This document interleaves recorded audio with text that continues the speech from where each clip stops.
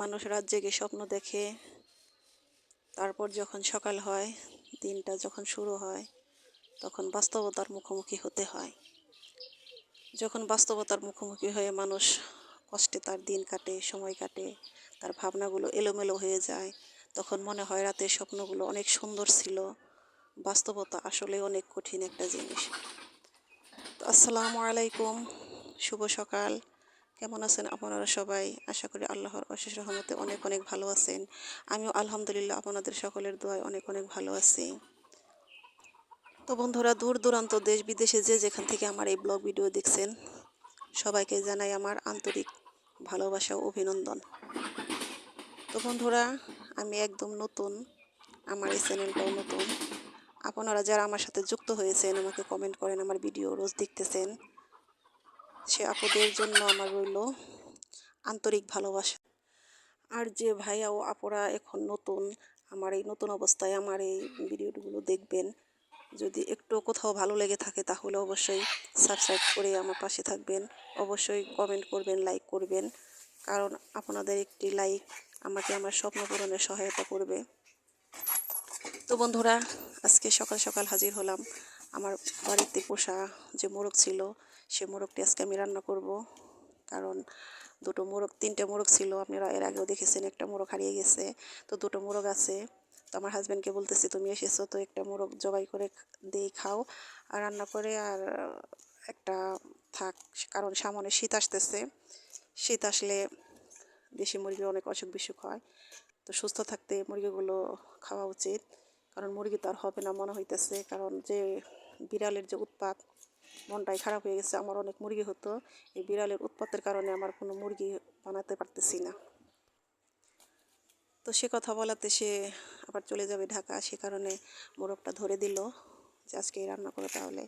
তো আমি সেই মোরগটাই প্রসেসিং করতেছি, রান্না করব দুপুরে। তো আমার ছেলেকে বলেছি যে তানভীর, একটু ক্যামেরাটা ধরো, আমি মোরগটা সুন্দর করে যে কাটবো এটা তুমি একটু ভিডিও করো।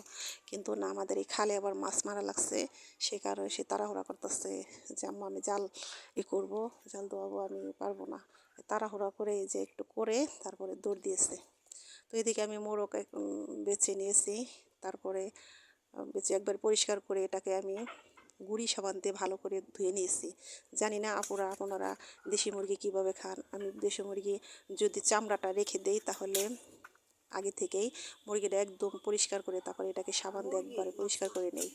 আর দেশি মুরগির চামড়া আমার অনেক প্রিয়, আমি এটা পছন্দ করি, সে কারণে আমি এভাবে ধুয়ে পরিষ্কার করে নেই, ভালো লাগে। তো আমার ওটা কাটা শেষ, এখন আমি সরাসরি চলে এসেছি রান্নাঘরে। তো দেশি মোরগ রান্না করব। তো রান্নার জন্য আমি সব কিছু দিয়ে দিতেছি। আপনারা কম বেশি সবাই মাংসটা রান্না করতে পারেন জানি, তারপরে বলে দিতেছি। বেরেস্তা, এই যে আমি বেরেস্তা দিয়েছি চুলায়, এটা হলো দিয়েছি আদা থেতো করে দিয়েছি, রসুন আর হলো পেঁয়াজ কুচি করে দিয়ে, এলাচ দারচিনি তেজপাতা জিরা এগুলো দিয়ে ব্রাউন কালার করে উঠিয়ে রেখেছি।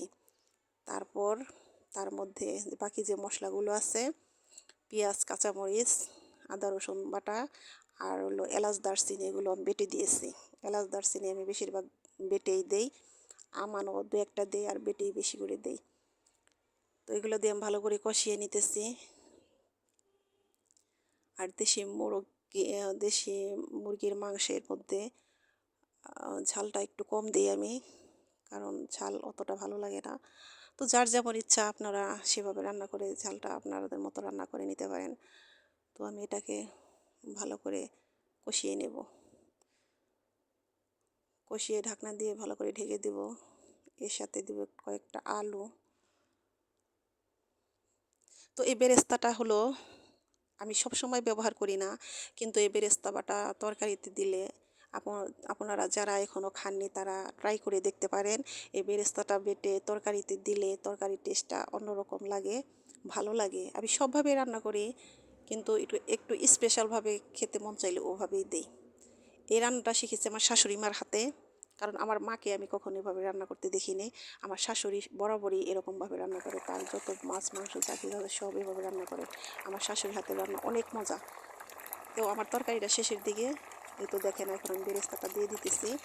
এটা দিয়ে লেড়ে চেড়ে তারপরে এটার লবণটা দিয়ে তারপরে আমি এটাকে নামিয়ে ফেলবো। এটা নামানোর আগ মুহূর্তে এটাকে দিতে হয়।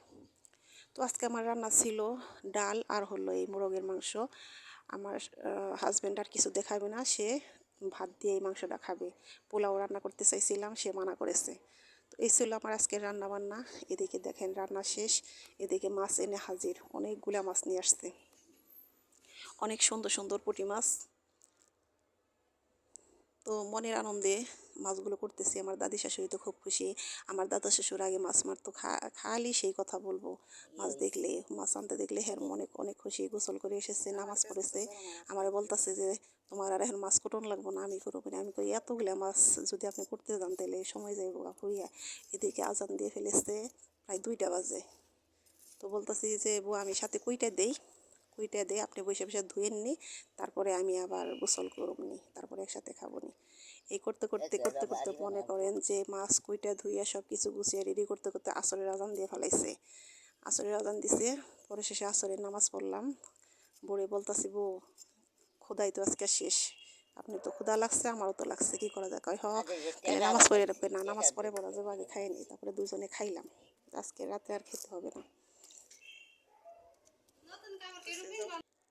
তো মাছ কোটা ধোয়া শেষ, খাওয়া শেষ।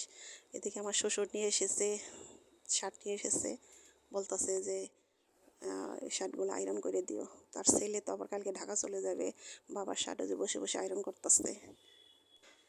আগামীকাল চলে যাবে সে ঢাকা।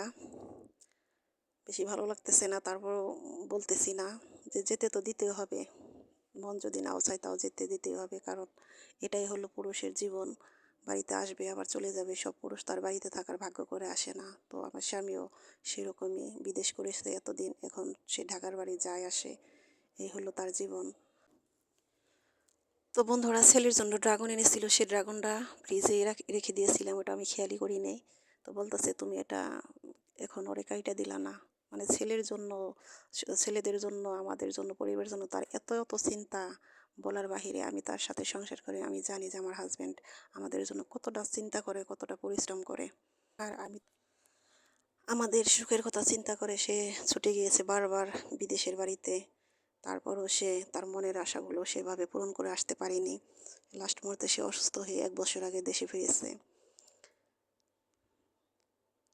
তো বন্ধুরা আমার কথাগুলো, আমার ভিডিওটা কেমন লাগলো অবশ্যই আমাকে কমেন্ট করে জানাবেন। আমার ভিডিওটা যদি একটু কোথাও আপনাদের ভালো লেগে থাকে অবশ্যই সাবস্ক্রাইব করে আমার পাশে থাকবেন। একটি করে লাইক দিবেন, কমেন্ট করবেন। যে আপু ও ভাইয়ারা আমাকে কমেন্ট করেন, আমার খুব ভালো লাগে কমেন্টগুলো পড়তে। তো আজকের মতো এখানেই বিদায় নিচ্ছি। আপনারা সবাই ভালো থাকেন, আপনাদের প্রতি রইল আমার শুভকামনা। আসসালামু আলাইকুম, আল্লাহ হাফেজ।